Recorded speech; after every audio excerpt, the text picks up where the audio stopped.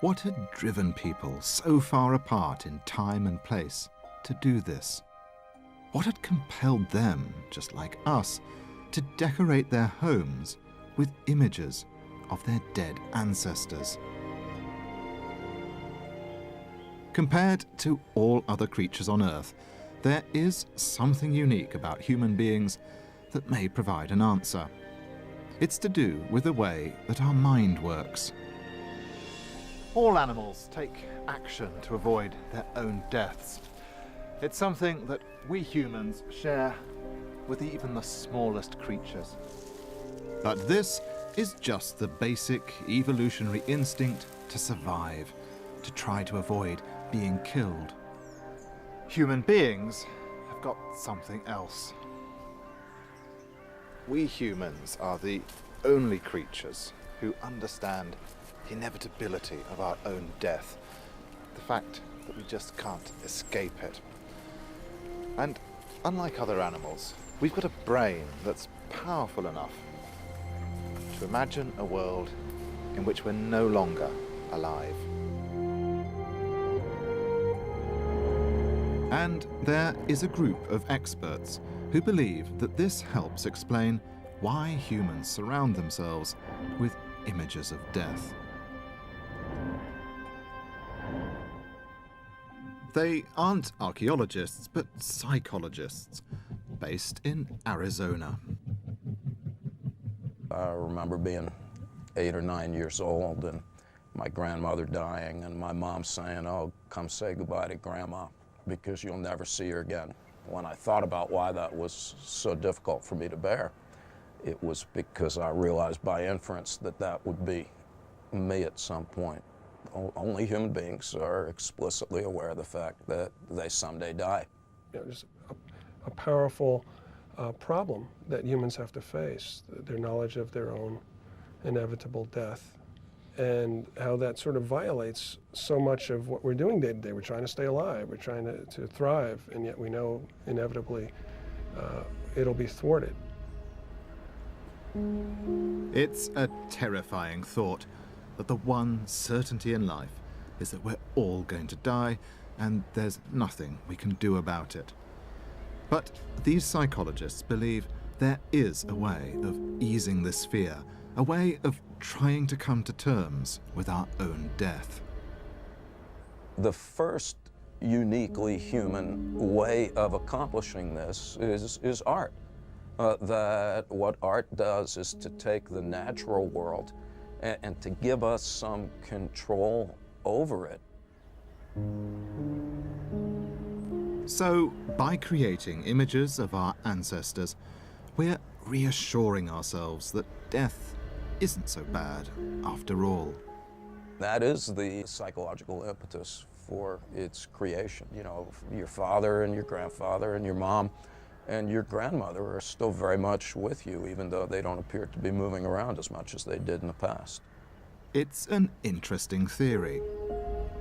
But could it be true?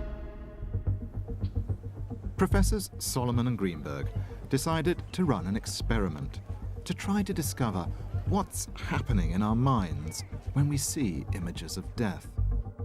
They began by taking two groups of American students. The psychologists made one of these groups think about death, but without them knowing it.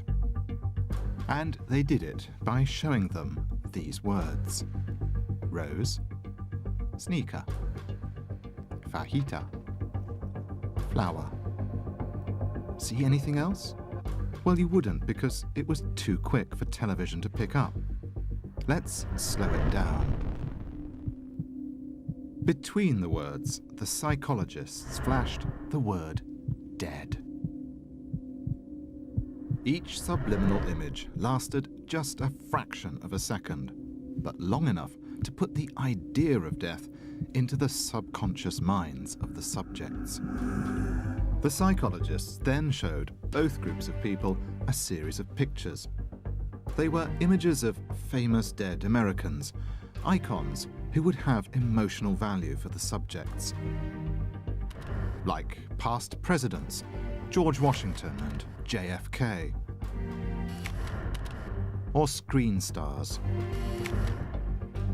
The subjects then chose how long they wanted to look at the pictures. Time, which was measured.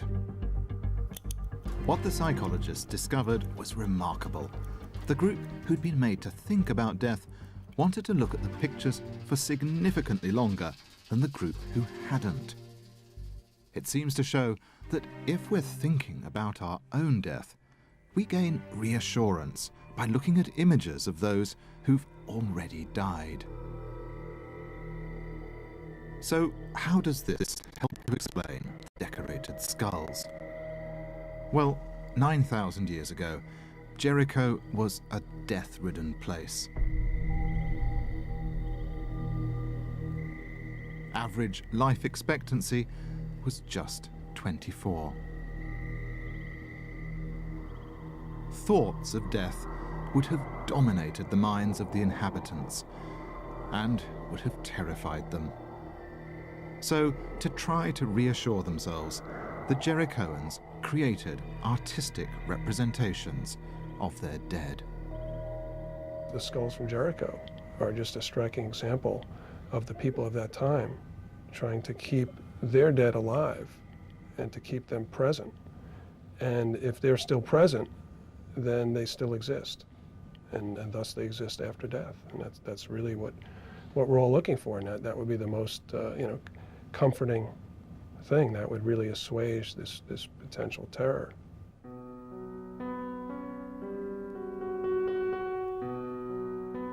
What motivated the Jerichoans was a universal human instinct. The fear of our own death is so great, we surround ourselves with pictures of people who've already died in order to reassure ourselves. But reassurance is only part of the story,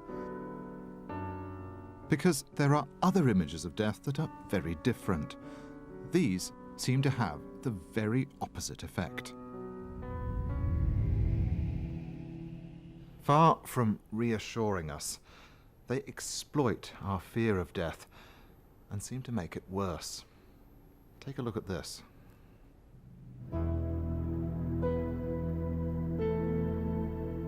This unsettling painting from the 18th century depicts a leader of the French Revolution who's been murdered, while this 19th century picture shows a massacre of Spanish civilians. This etching shows a hanging. And in the 20th century, Himmler's SS chose to use as its regimental symbol a skull and crossbones. Images of death like these aren't reassuring, they're upsetting, terrifying even. Why do human beings create images that are so deeply disturbing?